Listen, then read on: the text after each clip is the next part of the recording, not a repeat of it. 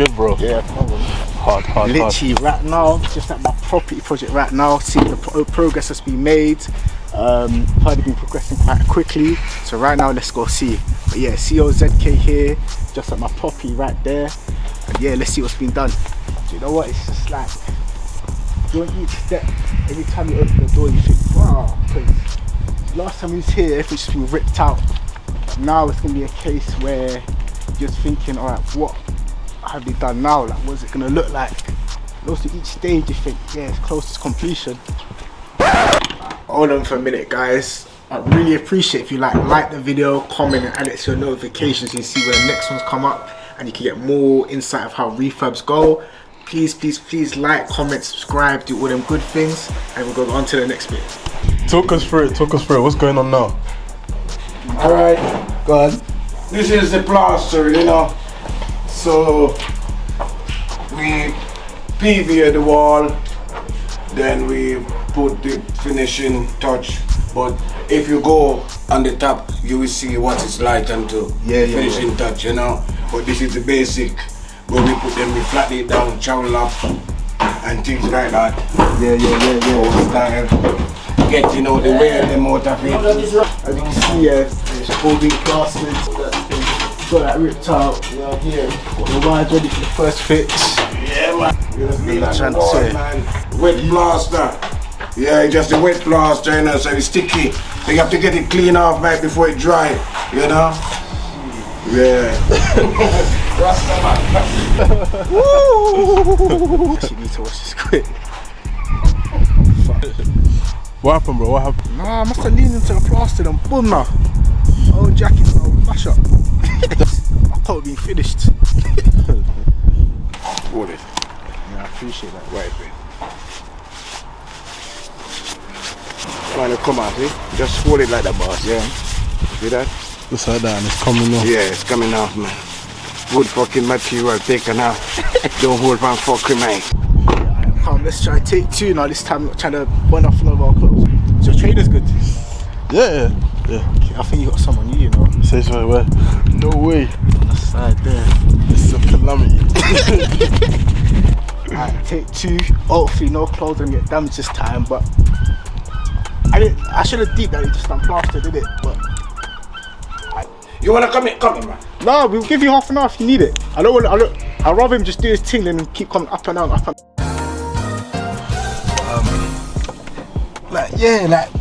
Stuff happened. I didn't expect it to happen, did it? Yeah. But obviously, like you got that guy up the ladder going up and out, I'm not trying to like stop him from doing what he's doing, innit? Yeah. I'd rather him just smash what he's doing, and then obviously we'll come back half an hour.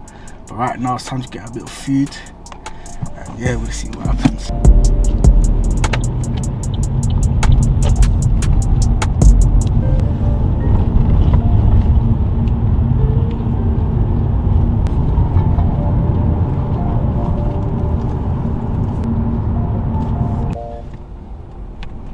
One thing about builders is you want to kind of give them the space to do their work. Like where they're working and just peering over them, it can make them feel a bit uncomfortable.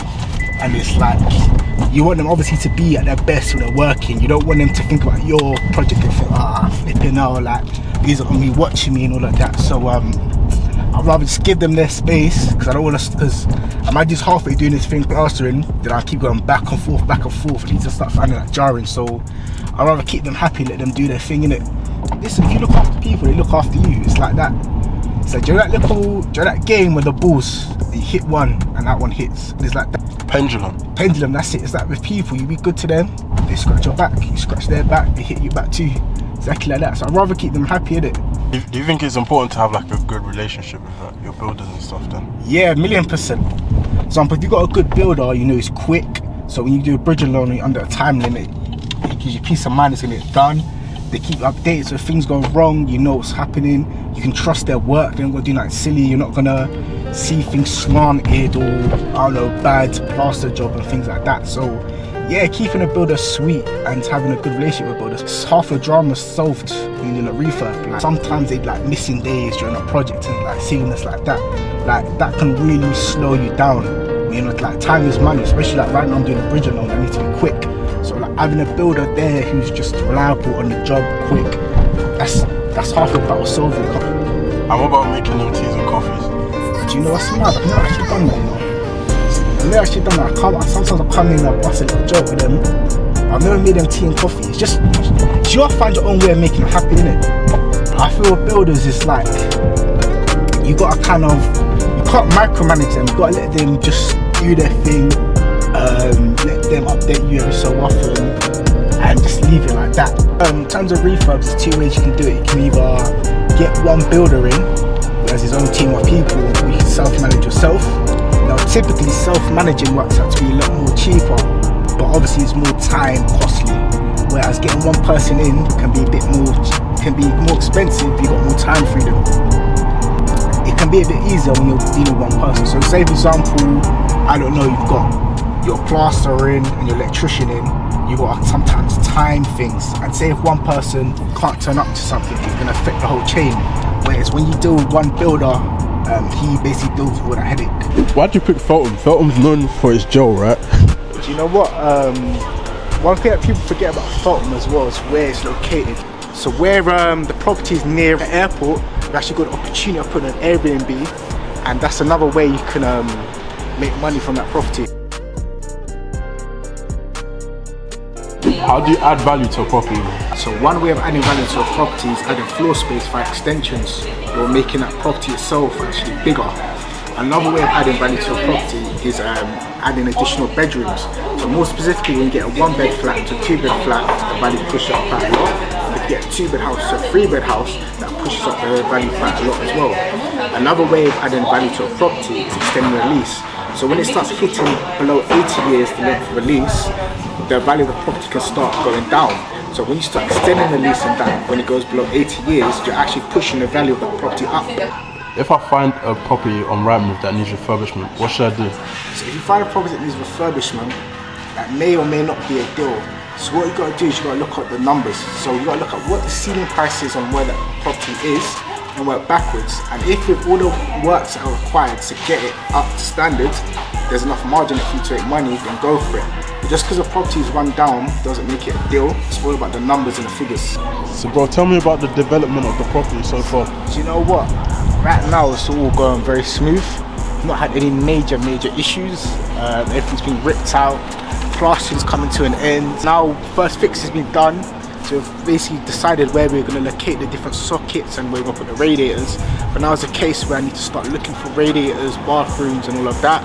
So yeah, that's when the interior design bit comes, and that's a bit I get a bit nervous with, because sometimes you think, oh, does this go, does that go, but we'll see how it's going to go. Yeah, so right now we're going to go right back to that property.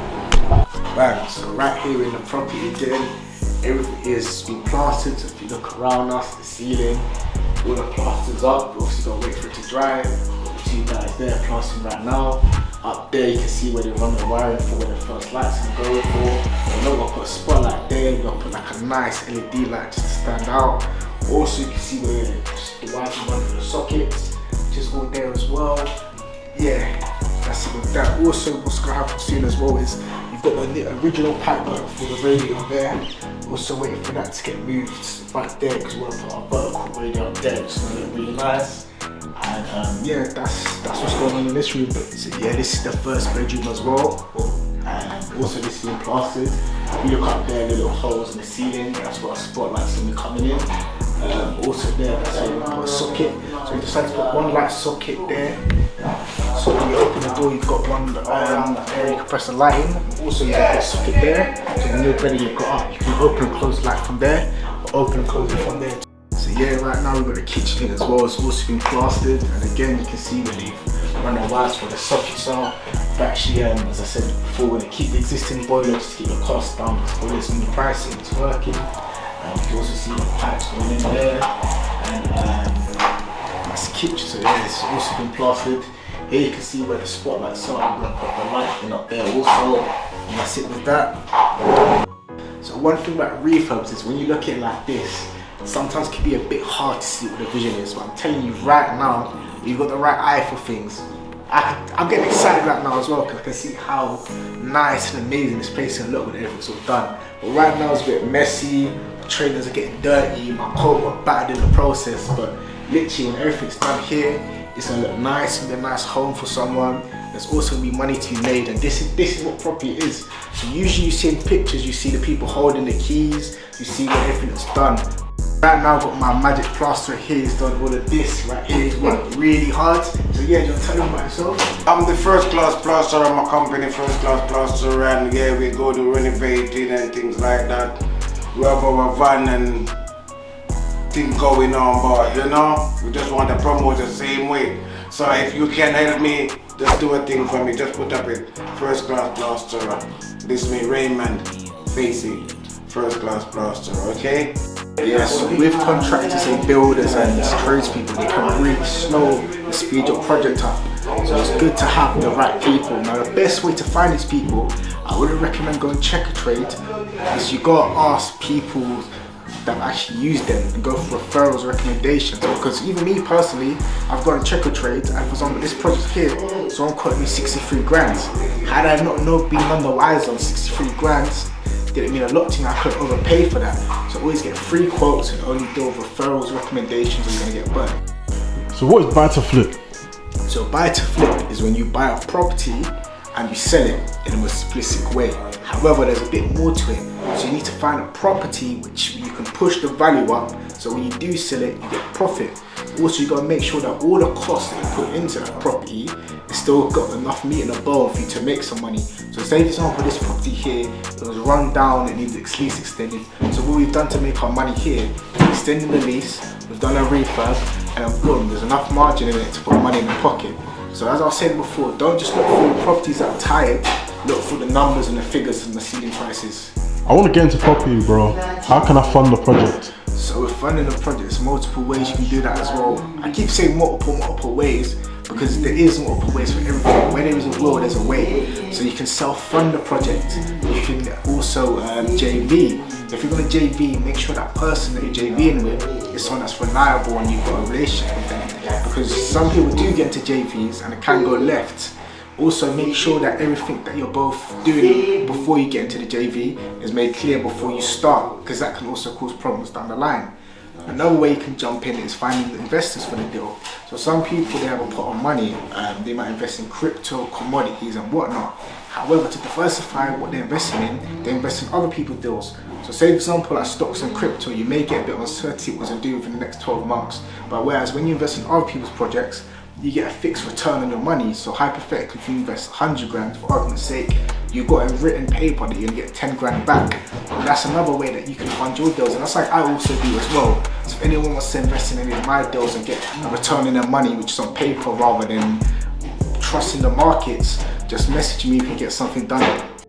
When it comes to the refurbishment, what are you looking at in terms of the design? So with interior design, is nice to meet you too. Yeah, just talking to our neighbours. So with interior design, it can get really complicated, but it's actually much easier than most people think. Remember, like when I done my first property, I had to refurbish it.